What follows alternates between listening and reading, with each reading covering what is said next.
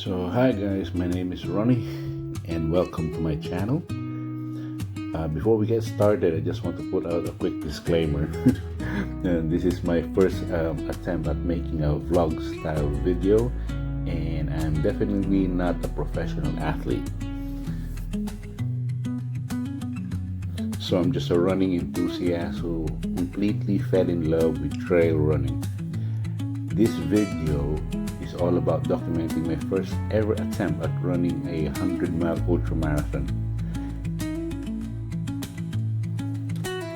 The event I chose was the Rat Race Adventure Castle to Castle 100-miler. It starts at Bamburgh Castle in Northumberland and finishes at Edinburgh Castle in Scotland. So the route follows some of the most beautiful coastline in the UK, hugging the Northumberland coast before heading all the way up to Edinburgh. It's an incredible route, but also a very challenging one. The idea of running 100 miles had been sitting in the back of my mind for a very, very long time. Before this, the furthest I've run was a 40-mile ultramarathon in my hometown, and the course was pretty flat. So naturally, I thought, what's another 60 miles? Yeah, famous last words. I trained for about a year. The first 6 months were a bit on and off, and the final 6 months were mostly focused. So most of my training were spending time on feet, say running like long zone 2 runs from like 3 to 6 hours, and some occasional tempo sessions. So I know that the race was going to be in going to Scotland, and Scotland hills, mountains, and things like that. But I did do some hill sessions, but I think I only did like 3 times at Malvern Hills, and thinking like that'd be enough, but I was so wrong. So this is the race day. So before I got to this moment in time, it was there's a lot of how do you say that, challenges. It's like I feel like it was more challenging before the race day, getting like from one place to another, because the place that I stayed in, Bamburgh, was it Bamburgh, Belford? Well, the place that I stayed was in Belford, which was close to Bamburgh, less than 6 kilometers. But taxi, you need to pre-book. And Uber, there's Uber, but almost non-existent. And if you do get an Uber, most likely you'll be paying about like 5 times or 6 times the normal rate. So you need to pre-plan everything. Don't think that because everywhere in the UK has got taxi, it means like everything's going to be available there and then. But it's not. So I was just lucky that I met a lady who was staying in the area where I was, and she was doing the same thing that I was doing. She was doing the castle to castle as well, and not like me, she was more organized. So she pre-booked the transport that she needed from the day she came up to the race day. So basically, I just piggyback. I've asked her like, can I share the transport with you? I'll just pay half or whatever I need to pay, and luckily she agreed. So one, I sorted out my transport. Second, I gained myself a friend. So it was a win-win. So going back to race day, so I'm not exactly sure how many participants were there for this event, some say it's between 6 to 800 participants. Now, there was a lot of people. There's a lot of people. There's a lot of, I mean, different age group. There's like people who are like very young and not so young, like me. You know what? I think one of the reasons why this event is gaining momentum and it's like really popular is because of its slogan. It's its selling slogan. It says on the video that it's the 100-mile ultramarathon to people who don't do ultramarathon, which is, based on my experience, it's true. I mean, the cutoff time is 48 hours. Most of the ultramarathon 100-miler that I've seen online, say the cutoff is like 30 or 36, something like that. I never seen like one for 48 hours. So I mean, this is very, very good for like first timer who wants to do an ultramarathon, but they're not sure. I mean, don't be fooled that this is going to be an easy one, because you can do the 100-mile in 48 hours. I mean, you need to put in mind that it's still 100-mile. And oops, there you go, I'm tripping already. Bad sign. You're just starting a race and you're tripping already. That's a long way to trip at the start. What an awesome start, to a race. You got the sea on your left there, and behind you is this magnificent castle, Bamburgh Castle. I mean, I did want to go in and do a bit of touring, but the day before it was just busy, and a lot of things that you need to do pre-race, and I really didn't have the time. So I think when I come back, I'll bring my family and just go for a holiday, quick holiday in the Northumberland.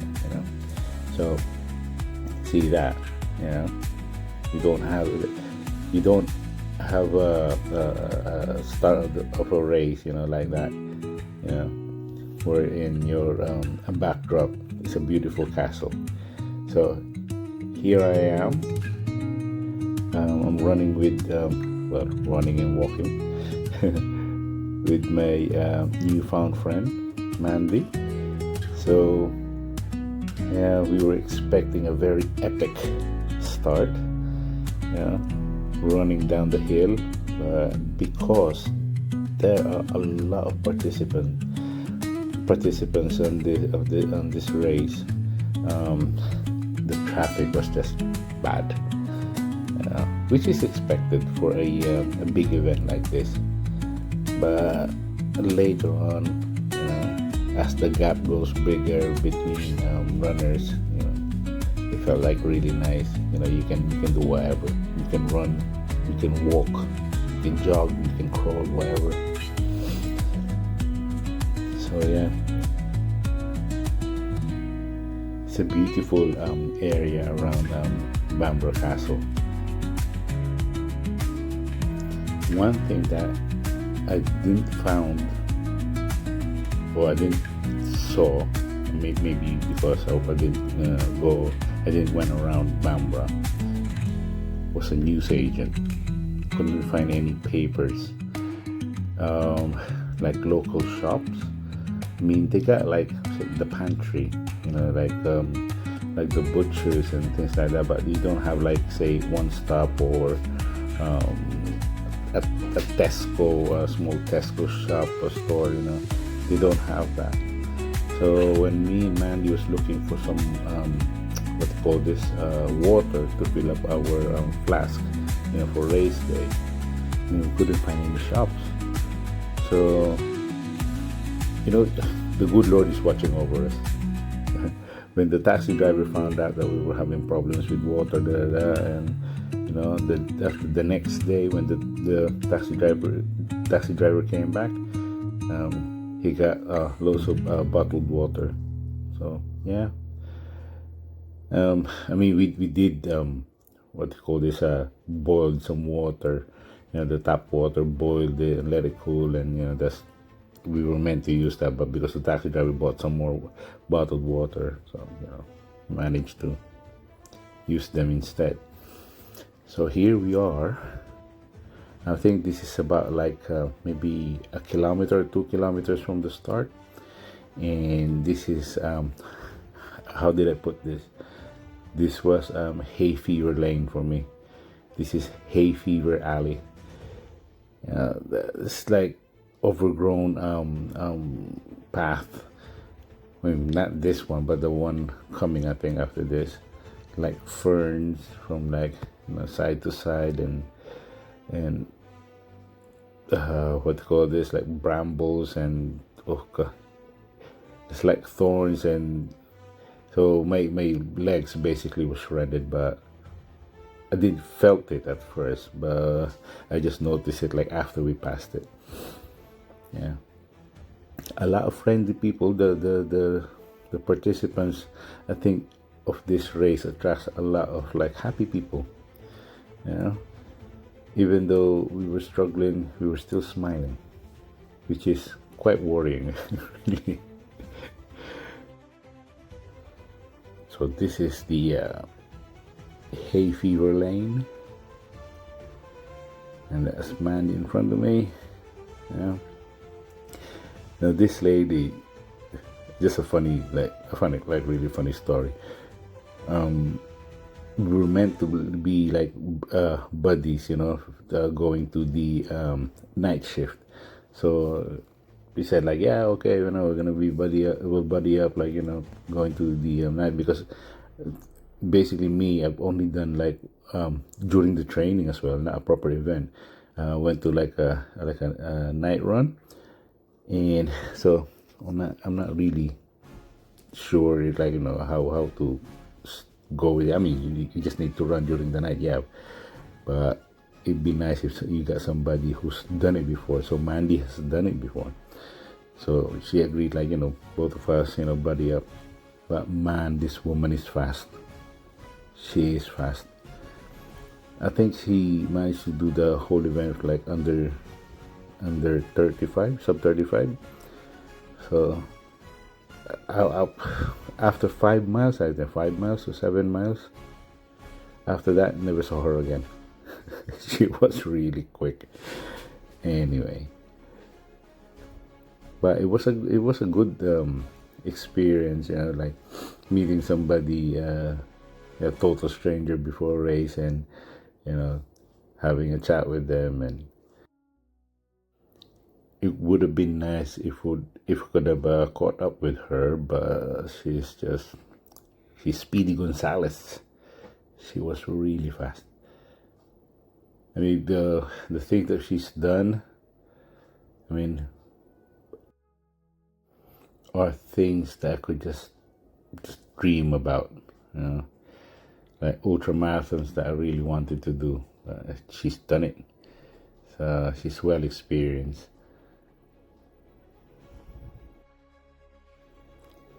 So the route for this event basically is by the Northumberland coast, going up to Scotland, so to Edinburgh. And when I was watching the video, I mean, like I said, like, oh yeah, okay, that's the coast. And but in when I was doing it, I appreciated it more, like because I've seen it like firsthand. So the Northumberland coast is beautiful. A lot of things that you can see. One thing that really stands out, I mean, it wasn't made by Mother Nature, that's for sure. These cubes, these massive concrete cubes, they are anti-tanks from World War II, and they were still there. They're like just I don't know which mile. I think it was it mile 10. I'm not sure.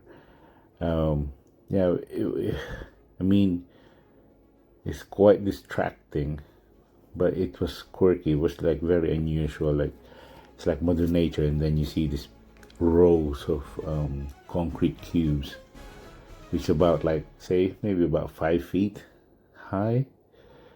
You know? And for those who love to run on like this, like roads, there's a lot of them as well. A lot of long stretches of road, but mostly, how would I say? Based on my experience, I say maybe 70% trail and 30% road. But the trail, it's beautiful. I mean, the road that you're running on as well, because it's like countryside. There's a lot of beautiful scenery. And that day, Saturday, was beautiful. The weather was just very nice for running. And there were other two people that we met.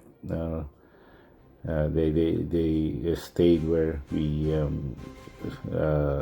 stayed, me and Mandy, in the same area, same compound.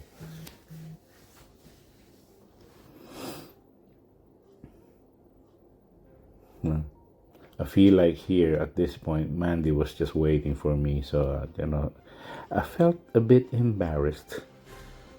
She was being really, really nice, but I was just,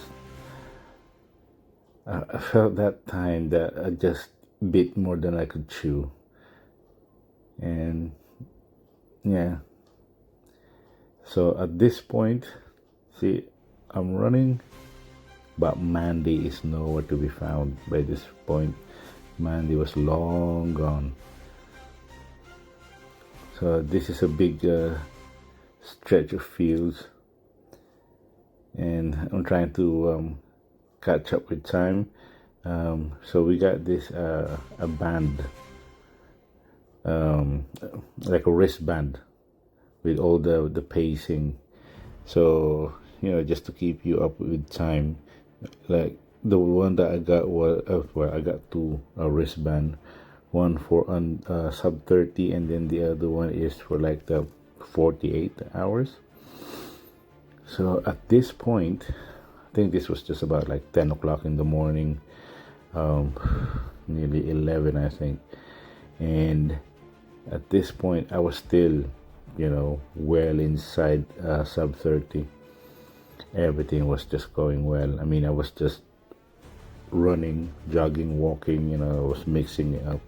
But the plan that I had before the race was totally out of the window. I'm not blaming Mandy, I'm blaming myself. Because I enjoyed Mandy's company, so I ran with her, and we were running at the beginning of 100-mile race, 6 minutes per kilometer.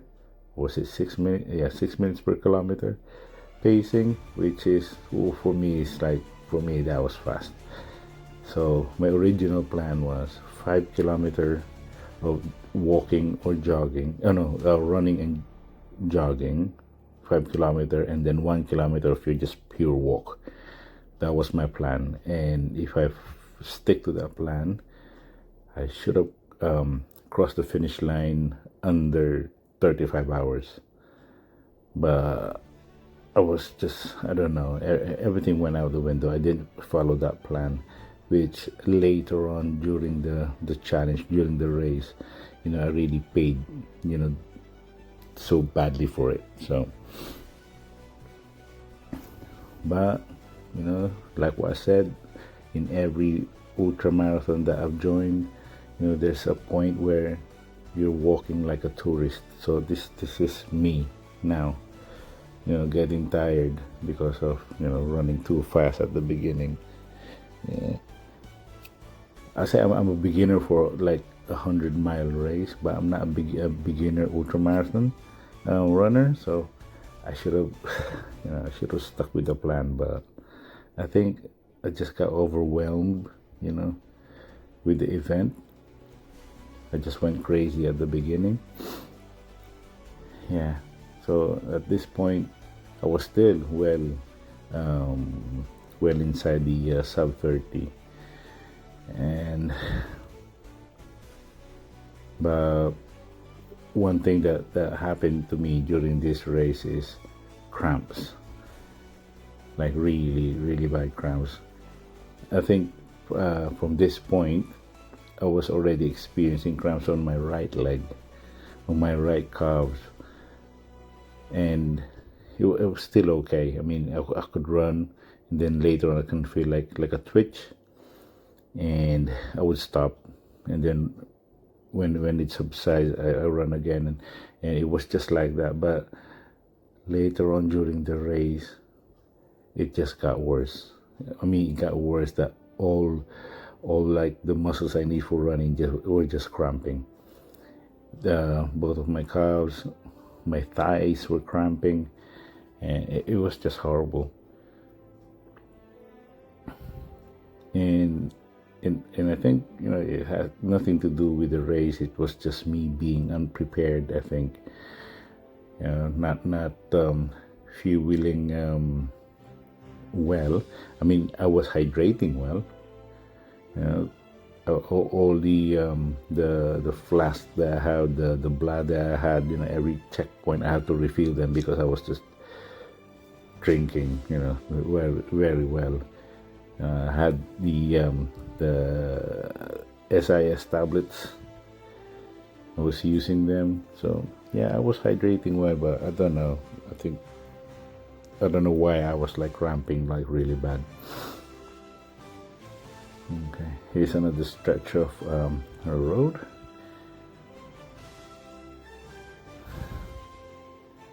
So I think by this point I was still okay, but the cramp was, I could tell that it wasn't going anyway. It's because usually during the run, say like if I do like a 5K run, the first 5-10 minutes is just horrible. You can feel like pain on the back of your legs, or pain on your heel, or pain on your knee, wherever pain. But then after say 10 minutes, it'll go, and then you'll be like, you just want to like run forever. But this time, I know the cramps were staying. Yeah. Here, just past the 10-miler mark. So I was just telling the guy behind me, like, what's another 90? Yeah. Famous last words. But yeah, I feel like it was an achievement, for a 100-mile race, just to get to the 10-mile mark. So I was happy. So back running again. I don't know where at this point, the cramp was trying to tell me, like, slow down. But no, I was just carrying on, thinking like I'm Superman when I'm not. So this is a 3-part video, by the way. So this is the first part. I'm just going to my first checkpoint there. Yeah, this is a 3-part video because my my computer has crashed while I'm doing everything on the phone. So yeah, hopefully the purpose of this video is just be informative. So I'll see you on the next video.